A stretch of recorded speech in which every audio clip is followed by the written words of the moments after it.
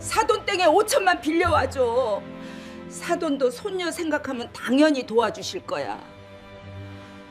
제가 30이 되던 무렵 어머니의 권유로 마지못해 맞선을 보게 됐습니다.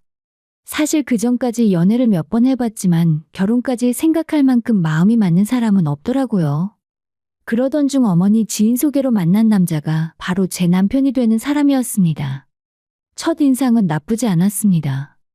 키도 크고 외모도 준수했으며 무엇보다 차분하고 성실해 보이는 분위기가 마음에 들었어요. 맞선 자리에서 그는 정중하게 인사를 건넸고 대화도 자연스럽게 이어졌습니다. 저는 현재 연구소에서 근무하고 있습니다. 업무가 바쁜 편이지만 그래도 가족을 소중히 여기는 사람입니다. 그의 말투는 진중했고 거짓말을 하는 것 같지 않았습니다. 저 역시 솔직하게 제 상황을 이야기했어요. 저는 어머니가 운영하시는 작은 회사 일을 돕고 있어요. 평소 일하는 걸 좋아하는 편이고 결혼 후에도 일은 계속하고 싶습니다. 그는 고개를 끄덕이며 말했습니다. 당연하죠. 요즘 시대의 여자도 커리어가 있어야죠. 저희 어머니도 사업을 하시니까 그런 부분은 잘 이해하실 겁니다. 그 말을 듣고 저는 안심이 되었습니다. 시어머니도 사업을 하신다니 워킹맘에 대한 이해도가 높을 것 같았어요. 양가 부모님이 만난 그날도 웃음이 오가는 무난한 자리였습니다. 시어머니는 품위 있는 옷차림에 세련된 말투를 가진 분이었죠.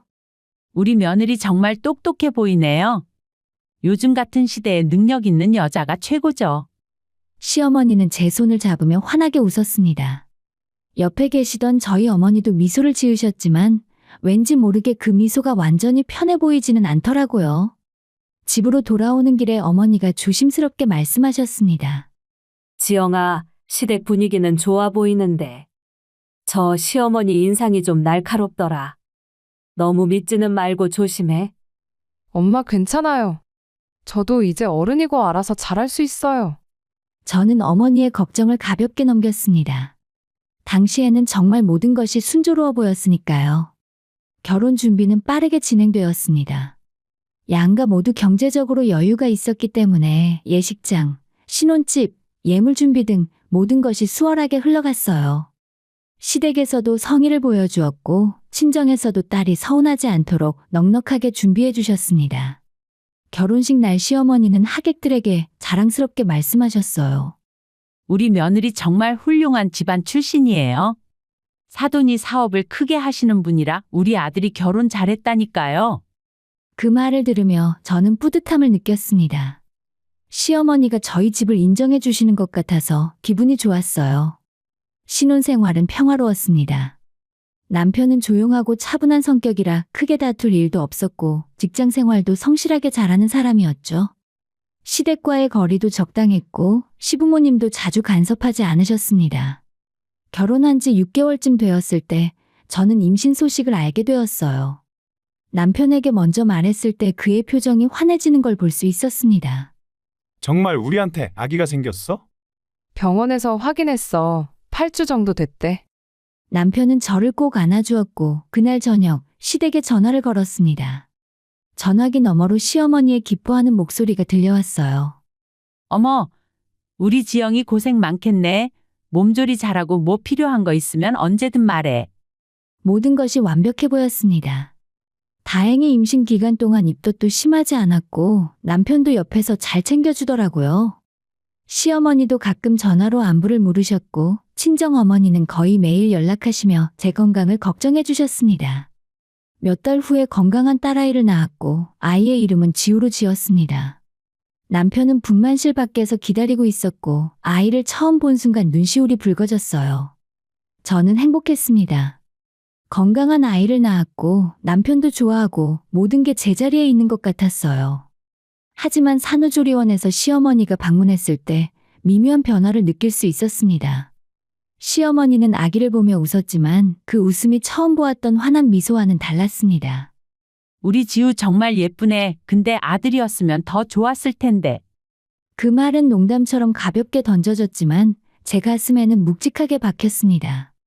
남편은 옆에서 어색하게 웃으며 아무 말도 하지 않았어요. 요즘은 아들, 딸 구분 안 하잖아요. 제가 조심스럽게 말하자 시어머니는 손을 흔들며 말했습니다. 그래도 우리 집안은 아들이 이어야 하는데. 뭐 젊으니까 또 나오면 되지. 그 순간 저는 뭔가 잘못되어 가고 있다는 걸 느꼈습니다. 산후조리를 마치고 집으로 돌아온 후에도 시어머니의 태도는 미묘하게 변해 있었어요. 예전처럼 자주 연락이 오지도 않았고 손녀에게 관심을 보이는 것도 의무적으로 느껴졌습니다. 그때는 몰랐습니다. 이것이 시작일 뿐이라는 것을. 앞으로 펼쳐질 일들이 제 인생을 완전히 뒤바꿔 놓을 거라는 것을 말이죠. 저는 그저 딸을 키우며 평범한 엄마로 살아가고 싶었을 뿐인데 시댁은 이미 다른 계산을 하고 있었습니다. 딸 지우가 100일을 맞이할 무렵 시댁의 태도는 점점 더 노골적으로 변해갔습니다. 100일상을 준비하는 과정에서 시어머니는 예전과 다른 모습을 보이셨어요. 100일은 그냥 간단하게 너희끼리 밥이나 먹으면 되지. 요즘은 다들 그렇게 한다더라. 전화 너머 시어머니의 목소리는 무심했습니다. 반면 친정 어머니는 손녀의 100일을 성대하게 치르고 싶어 하셨습니다. 지영아, 우리 지우 100일상은 엄마가 준비할게. 네가 고생했는데 이것도 못 해주면 섭섭하지. 어머니는 정성스럽게 100일상을 준비해 주셨고 음식부터 선물까지 모든 것을 챙겨주셨습니다. 100일 잔칫날에 시댁 식구들은 늦게 도착했고 시어머니는 자리에 앉자마자 한숨을 내쉬며 말했어요. 그런데 사돈 겨우 100일인데 이렇게 크게 하실 필요까지 있었나요? 친정 어머니는 웃으며 대답하셨지만 저는 그 미소 뒤에 숨겨진 불편함을 느낄 수 있었습니다. 아니에요, 사돈댁. 손녀 100일인데 당연히 해야죠. 시어머니는 100일상 음식들을 보며 코웃음을 쳤습니다. 요즘은 이런 거 다 형식적인 건데 돈 쓸 데가 별로 없으신가 봐요. 그 말을 듣는 순간 저는 얼굴이 화끈거렸습니다. 남편은 옆에서 아무 말도 하지 않았고 오히려 어머니를 쳐다보며 미안한 듯 웃기만 했죠. 100일 잔치가 끝난 후에 제가 집까지 모셔다 드리는 차 안에서 어머니가 말씀하셨습니다. 지영아, 너희 시어머니 말투 봤지? 참 묘한 사람이야. 겉으로는 웃는데 속으로는 무시하는 거 다 보여. 엄마, 그냥 바쁘셔서 그런 것 같아요. 저는 어머니를 안심시키려 했지만 사실 저도 마음 한구석이 불편했습니다. 어느 날 저녁 남편이 퇴근하고 집에 돌아와 조심스럽게 말을 꺼냈습니다. 지영아, 어머니가 너한테 할 말이 있대. 이번 주말에 시간 좀 낼 수 있어? 무슨 일인데? 글쎄, 나도 자세히는 모르겠는데 회사 일로 상의할 게 있다고 하셨어. 주말에 저는 지우를 친정 어머니께 맡기고 시댁을 방문했습니다. 시어머니는 거실 소파에 앉아서 저를 기다리고 계셨어요. 평소보다 표정이 진지했습니다. 여기 좀 앉아봐. 오늘은 너랑 진지하게 이야기 좀 하려고. 저는 긴장한 채 자리에 앉았습니다. 시어머니는 차를 한 모금 마시더니 입을 열었어요. 솔직히 말할게. 우리 준호는 사업 감각이 없어. 내가 봐도 회사를 물려받을 그릇이 안 돼. 갑작스러운 말에 저는 당황했습니다. 옆에 앉아있던 남편의 얼굴이 굳어지는 게 보였어요. 어머님 갑자기 그게 무슨... 내 말 듣기 거북하겠지만 사실이야. 그래서 말인데 지영아, 너는 어떠니? 사돈댁 밑에서 일도 배웠고 머리도 꽤 좋아 보이던데. 시어머니의 눈빛이 날카로워졌습니다. 저는 그제야 이 자리가 무엇을 의미하는지 깨달았습니다. 저는 그냥 어머니 일을 돕는 정도예요. 제가 뭘 할 수 있을지. 겸손 떨지 마. 요즘 여자들도 다 능력 있잖아. 너같이 똑똑한 애면 우리 회사 일도 충분히 배울 수 있을 것 같은데. 시어머니의 말은 칭찬처럼 들렸지만 그 속에는 계산된 의도가 숨어 있었습니다. 저에게 기대를 거는 것이 아니라 이용하려는 속셈이 느껴지더라고요. 지우가 아직 어려서 제가 회사 일을 본격적으로 하기는 어려울 것 같아요. 아이는 사돈이 봐주시면 되잖아. 저번에 보니까 손녀 보는 거 좋아하시던데. 그리고 너가 우리 회사에 있으면 너희 친정에서 경제적인 도움도 주실 수 있을 거고. 그 말을 듣는 순간 저는 치밀어 오르는 분노를 느꼈습니다. 친정 어머니를 마치 부탁하면 다 들어주는 사람 정도로 생각하는 듯한 말투였어요. 그렇게 집으로 돌아오는 길에 남편이 조심스럽게 말했습니다. 우리 어머니 말이 좀 직설적이긴 한데 나쁜 뜻은 아니었을 거야. 당신의 능력을 높게 사서 그런 거지. 당신은 옆에서 가만히 있더니 이제 와서 그런 말을 해. 당신 어머니가 나를 뭘로 보는 것 같은데? 그게 아니라 어머니도 회사 일로 요즘 스트레스가 많으셔. 남편은 끝까지 시어머니 편을 들었습니다. 그 순간 저는 제가 이 집에서 어떤 위치인지 정확히 알게 되었어요. 그로부터 며칠 후에 시어머니에게서 전화가 왔습니다. 지난번에 이야기한 거 생각해 봤어? 사실 우리 회사가 요즘 자금 사정이 좀 안 좋거든. 혹시 사돈께 부탁 좀 해줄 수 있을까? 그건 제가 함부로 말씀드릴 수 있는 게 아니에요. 아니, 힘들면 가족끼리 도와주는 거지. 사돈도 손녀 생각하면 당연히 도와주실 거야. 일단 급한 대로 5천만 원 정도면 될 것 같아. 5천만 원이라는 금액에 저는 말문이 막혔습니다. 시어머니는 그것을 마치 용돈 정도로 생각하는 듯 했어요. 지영아, 우리 지우 생각해봐. 할머니 회사가 망하면 나중에 지우한테도 안 좋잖아. 아들은 아니지만 그래도 손녀니까 챙겨줘야지. 시어머니의 말에는 협박에 가까운 뉘앙스가 섞여 있었습니다. 저는 떨리는 손으로 전화를 끊고 곧바로 어머니께 전화를 드렸습니다.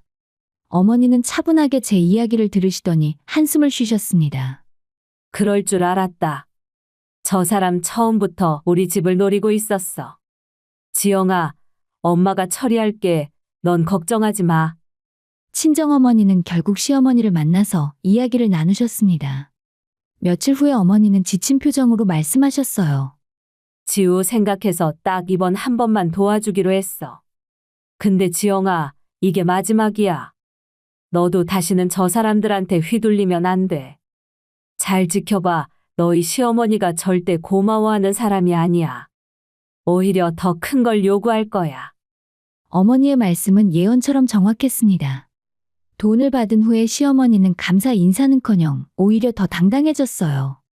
역시 사돈은 큰 그릇이네. 가족끼리 일해야지. 그 말을 들으며 저는 깨달았습니다. 이 사람들에게 우리는 가족이 아니라 그저 이용할 수 있는 자원일 뿐이라는 것을요. 그리고 남편은 그 모든 과정에서 한 번도 제 편을 들어주지 않았습니다. 시어머니에게 돈을 빌려준 이후 상황은 제가 예상했던 것보다 훨씬 더 나쁜 방향으로 흘러갔어요. 어머니의 말씀대로 시어머니는 고마워하기는커녕 오히려 더 당당해졌습니다. 돈을 받은 지 한 달쯤 지났을 때 시어머니에게서 다시 연락이 왔어요. 요즘 지우 잘 크고 있지? 우리 손녀 보고 싶네. 전화 너머 시어머니의 목소리는 평소보다 다정했습니다. 하지만 저는 이제 그 다정함 뒤에 무엇이 숨어 있는지 알 수 있었어요. 지우는 잘 크고 있어요. 그래, 다행이다. 그런데 말이야. 혹시 이번 주말에 시간 되니? 우리 집에서 저녁 같이 먹자. 저는 내키지 않았지만 딱히 거절할 명분도 없었습니다. 주말에 남편과 함께 지우를 데리고 시댁을 방문했죠. 시어머니는 평소와 달리 식탁을 정성스럽게 차려놓고 계셨습니다.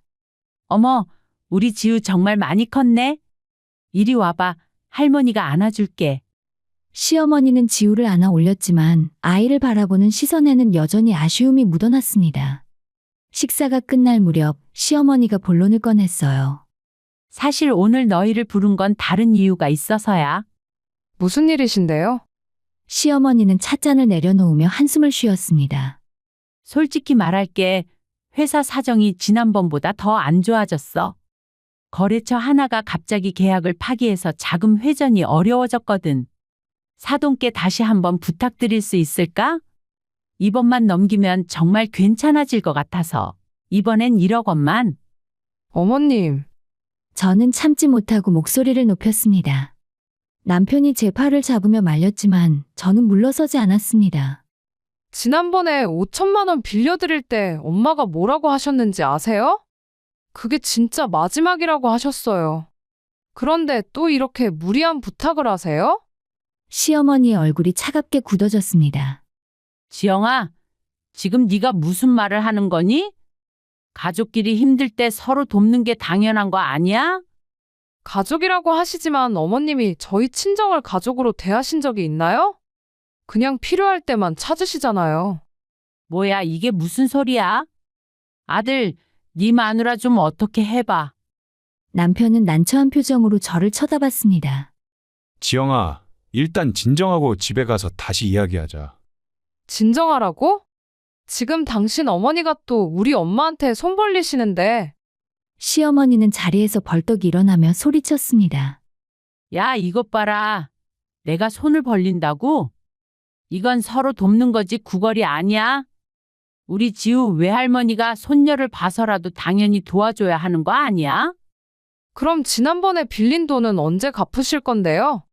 약속하신 날짜가 벌써 지났는데 한 번도 말씀 안 하셨잖아요. 시어머니의 얼굴이 붉어졌습니다. 가족끼리 무슨 돈을 갚아? 나중에 우리 회사가 크면 더 크게 보답할 거야. 지금은 좀 어려운 시기니까 이해 좀 해줘야지. 저는 허탈한 웃음이 나왔습니다. 이 사람은 처음부터 갚을 생각이 없었던 거죠. 그날 이후 저는 친정 어머니께 모든 상황을 말씀드렸습니다. 어머니는 예상했다는 듯 고개를 끄덕이셨어요. 엄마가 뭐라고 했어? 저 사람들은 절대 변하지 않는다고 했지? 엄마 정말 미안해요. 제가 사람을 제대로 보지 못해서요. 아니야, 네 잘못이 아니야. 근데 지영아, 이제 진짜로 정신 차려야 해. 저 사람들은 우리를 호구로 보고 있어. 며칠 후에 시어머니에게서 다시 전화가 왔습니다. 이번에는 남편을 통해서였죠. 지영아, 어머니가 장모님께 직접 전화드리겠대. 뭐라고? 직접? 어머니 말씀이 너는 아직 어려서 어른들 사정을 이해 못한다고. 그래서 장모님께 직접 말씀드리는 게 낫다고 하셔. 저는 황급히 어머니께 전화를 드렸습니다. 엄마, 시어머니가 엄마한테 직접 전화하신다는데? 알았어, 엄마가 받을게. 걱정하지 마. 다음 날 어머니는 시어머니와 직접 통화를 하셨습니다. 통화가 끝난 후에 어머니는 화가 잔뜩 나신 목소리로 말씀하셨어요. 지영아, 너희 시어머니 정말 뻔뻔한 사람이더라. 전화해서 하는 말이 우리가 여유 있으니까 당연히 도와줘야 한다는 거야. 그것도 모자라서 네가 버릇이 없다고까지 하더라고. 제가요? 며느리 주제에 시어머니한테 대들었다고. 참 기가 막혀서. 엄마 정말 죄송해요. 미안해할 거 없어. 대신 이번에는 엄마가 확실하게 선 그었어. 더 이상 한 푼도 안 빌려준다고. 그리고 지난번 빌려준 돈 갚으라고 똑똑히 말했어. 어머니의 단호한 말씀에도 불구하고 시어머니는 포기하지 않았습니다. 일주일 후에 시부모님이 우리 집으로 찾아왔어요. 갑자기 초인종이 울렸고 문을 열자 시어머니와 시아버지가 서 계셨습니다. 지영아, 우리 좀 들어가도 되겠니? 어쩔 수 없이 문을 열어드렸고 거실 소파에 앉으신 시어머니가 입을 열었습니다. 우리가 이렇게까지 찾아온 건 정말 절박해서야. 회사가 정말 위기거든. 사돈께서 도와주시지 않으면 회사가 문을 닫을 수도 있어. 그건 저희가 어떻게 할 수 있는 문제가 아니라서요. 시어머니는 갑자기 눈물을 글썽이며 말했습니다. 우리 지우 생각 안 해? 할머니 회사가 망하면 나중에 지우한테 물려줄 것도 없잖아. 아들이 아니긴 하지만 그래도 손주니까. 그 순간 저는 참았던 분노가 폭발하는 걸 느꼈습니다. 지우 이야기는 더 이상 하지 마세요. 애초에 어머니는 지우가 딸이라고 실망하셨잖아요. 처음부터 지금까지 아들이 아니라고 얼마나 서운해하셨는데요.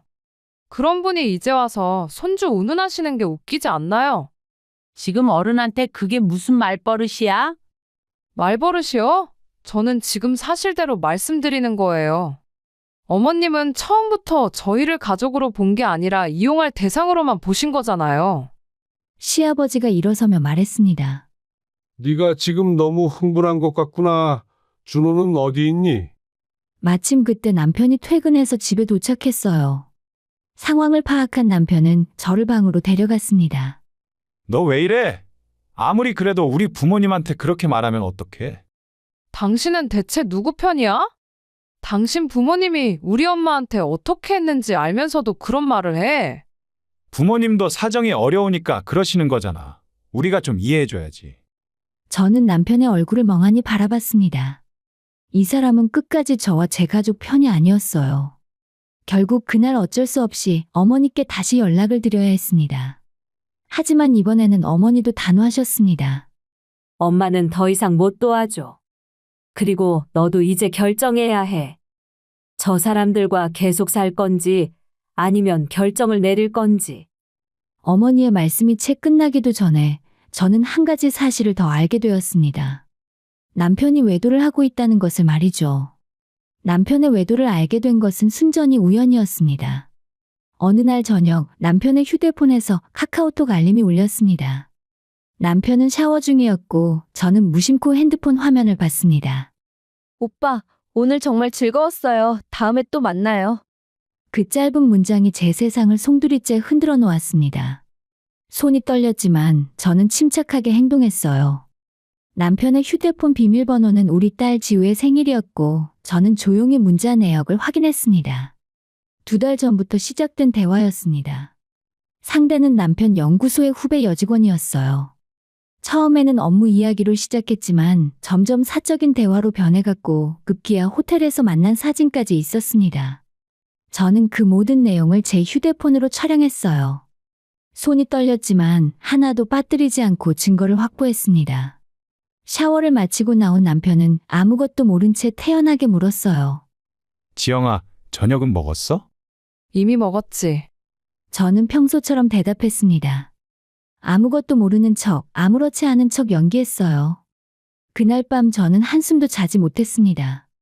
뜬 눈으로 밤을 보내고 다음 날 아침, 저는 친정 어머니께 전화를 드렸어요. 저 지금 엄마 회사로 갈게요. 할 이야기가 있어요. 무슨 일이야? 목소리가 왜 그래? 전화로는 못해요. 가서 말씀드릴게요. 어머니 회사로 가는 길에 저는 차 안에서 지난 몇 년간의 결혼 생활을 되돌아봤습니다. 시댁의 무시와 모욕, 끊임없는 금전 요구, 그리고 이제는 남편의 배신까지. 더 이상 참을 이유가 없었죠. 어머니 사무실에 도착해서 저는 모든 것을 털어놓았습니다. 남편의 외도 증거를 보여드렸고 시댁에서 있었던 일들도 빠짐없이 말씀드렸어요. 어머니는 조용히 제 이야기를 들으시더니 차분하게 말씀하셨습니다. 지영아, 이제 엄마가 나설게. 너는 아무것도 하지 마. 그 사람들한테 괜히 티내지도 말고. 울지 마. 우는 건 나중에 해. 지금은 정신 차리고 준비해야 된다. 어머니는 곧바로 변호사를 선임했습니다. 그리고 시어머니 회사와 거래하는 업체들의 리스트를 파악하기 시작했어요. 어머니는 오랜 사업 경험으로 쌓아온 인맥이 넓었고 그중 몇몇은 시어머니 회사와도 연결되어 있었습니다. 네 시어머니가 내가 잘 아는 대표님 회사하고 거래하고 있더라. 내가 그쪽 대표님한테 연락해 볼게. 일주일 동안 저는 집에서 완벽하게 연기했습니다. 남편에게는 평소처럼 대했고 시댁에서 전화가 와도 무난하게 받았습니다. 시어머니는 여전히 돈 이야기를 꺼냈지만 저는 엄마랑 상의해 볼게요. 라고만 답했어요. 그 사이 어머니는 착착 준비를 진행하셨습니다. 시어머니에게 빌려준 돈에 대한 차용증과 거래 내역을 모두 정리했고 변호사와 함께 법적 대응 방안을 마련했죠. 그리고 시어머니 회사와 거래하던 업체 대표님들께 연락을 돌리셨습니다. 대표님, 제가 개인적으로 부탁 좀 드릴 게 있습니다. 그쪽에서 거래하시는 회사가 있는데요. 어머니의 인맥은 생각보다 강력했습니다. 시어머니 회사의 주요 거래처 3곳이 모두 어머니와 직간접적으로 연결되어 있었고 그분들은 어머니의 부탁을 들어주기로 했어요. 사장님, 그 회사가 그런 곳이었군요. 신뢰가 없는 곳과는 거래할 수 없죠. 계약 해지하겠습니다. 시어머니 회사의 거래 중단 통보가 들어가기 시작했습니다. 한 곳, 2곳, 3곳, 시어머니는 황급히 이리저리 연락을 돌렸지만 이미 때는 늦은 뒤였어요. 그리고 드디어 그날이 왔습니다. 어머니와 저 그리고 변호사 2분이 함께 시어머니 회사로 향했어요. 사전에 약속도 없이 찾아갔기 때문에 시어머니는 당황한 기색이 역력했습니다. 아니 사돈, 갑자기 어떻게? 지영이도 왔네? 어머니는 차갑게 말씀하셨습니다. 사돈댁, 이야기 좀 해야겠습니다. 여긴 다른 직원분들도 계신데 사장님 방으로 들어가시죠. 시어머니는 불안한 표정으로 우리를 사무실로 안내했습니다. 문이 닫히자마자 어머니가 서류 뭉치를 책상 위에 내려놓으셨어요. 지난번에 빌려드린 5천만 원, 오늘 받으러 왔습니다. 갑자기 그게 무슨? 차용증 여기 있습니다. 상환 기일이 이미 한 달 전에 지났는데 한 번도 연락 없으셨죠? 가족끼리 무슨 돈이냐고 하셨죠? 시어머니의 얼굴이 창백해졌습니다. 그건 제가 회사 사정이 어려워서. 회사 사정이요. 그래서 우리 돈을 떼먹을 생각이었습니까? 변호사가 나서며 차분하게 말했습니다. 저는 김 사장님의 법률 대리인입니다. 오늘은 공식적으로 채무 상환을 요구하러 왔습니다. 원금 5천만 원에 약정이자 연 10%, 그리고 연체 이자까지 합쳐서 총 5,800만 원입니다. 5,800만 원이요? 갑자기 그런 돈이 어디 있어요? 어머니가 냉정하게 말씀하셨습니다. 없으시면 법적 절차를 밟겠습니다. 아시겠지만 그렇게 되면 회사 자산 압류도 가능하고요. 시어머니는 궁지에 몰리자 눈물까지 흘리며 사정했습니다. 사돈 제발요. 우리 회사가 지금 너무 힘듭니다. 조금만 시간을 주시면. 시간이요?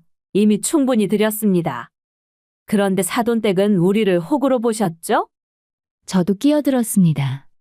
어머님, 제 딸이 아들이 아니라고 실망하셨죠? 우리 가족을 무시하셨죠? 이제 그 대가를 치르셔야죠. 시어머니가 떨리는 목소리로 물었습니다. 너 지금 이게 뭐 하는 짓이야? 제가 뭘 하는 거냐고요? 당연한 걸 하는 거죠. 빌린 돈 받는 거요. 저는 가방에서 서류 한 뭉치를 꺼냈습니다. 남편의 외도 증거예요. 이것도 함께 법정에 제출할 겁니다. 시어머니의 눈이 커졌습니다. 뭐라고? 준호가 외도를? 네, 증거 확실해요. 호텔 영수증, 문자 내역, 사진까지 다 있어요. 그 순간 시어머니는 주저앉았습니다. 어머니는 마지막으로 말씀하셨습니다. 딱 일주일 드리겠습니다. 일주일 안에 돈 갚으시고 우리 지영이랑 아드님 이혼에 합의하세요. 안 그러면 법정에서 봅시다. 우리는 시어머니를 그 자리에 남겨두고 나왔습니다. 회사 밖으로 나오는 순간 저는 처음으로 후련함을 느꼈어요. 복수는 이제 겨우 시작이었습니다. 시어머니 회사를 나온 후에 저는 곧바로 집으로 향했어요. 남편은 아직 퇴근 전이었고 저는 그 시간을 이용해서 제 짐과 딸의 물건들을 챙겼습니다. 필요한 것만 간단히 정리해서 친정으로 옮겼어요. 남편이 퇴근해서 집에 도착했을 때 저는 이미 거실 소파에 앉아서 그를 기다리고 있었습니다. 지우는 친정 어머니께 맡긴 상태였죠. 왜 이렇게 일찍 와 있어? 지우는? 이리 와서 앉아. 제 차가운 목소리에 남편의 표정이 굳어졌습니다. 무슨 일이야? 혹시 어머니한테 무슨 일 있었어? 당신 어머니 걱정은 나중에 하시고 일단 이거부터 봐. 저는 테이블 위에 외도 증거 사진들을 쫙 펼쳐놓았습니다. 호텔 입구에서 찍힌 사진, 손을 잡고 걷는 사진, 친밀한 문자 내역까지. 남편의 얼굴이 순식간에 하얗게 변했습니다. 변명은 듣고 싶지 않아. 이미 변호사 선임했고 이혼 소송 준비 다 됐어. 잠깐만, 이거 오해야. 그냥 후배가. 호텔까지 같이 가는 게 오해야? 카톡 문자에서 오빠 사랑해라고 하는 게 오해냐고. 남편은 말문이 막혔고 대신 그는 제 앞에 무릎을 꿇으며 제 손을 잡으려 했습니다. 내가 정신이 나갔었어. 다시는 안 그럴게. 저는 손을 뿌리치며 일어섰습니다. 이제 와서 미안하다고?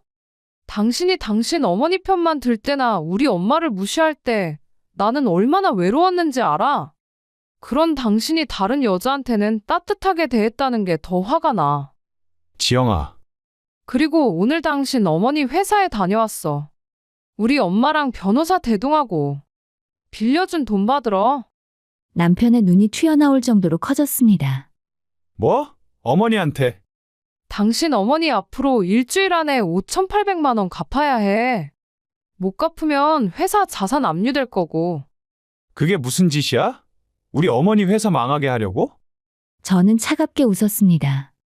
당신네 가족이 우리한테 한 짓은 생각 안 하고 이제 와서 피해자인 척 하지 마. 이혼 서류는 변호사 통해서 보낼 거야.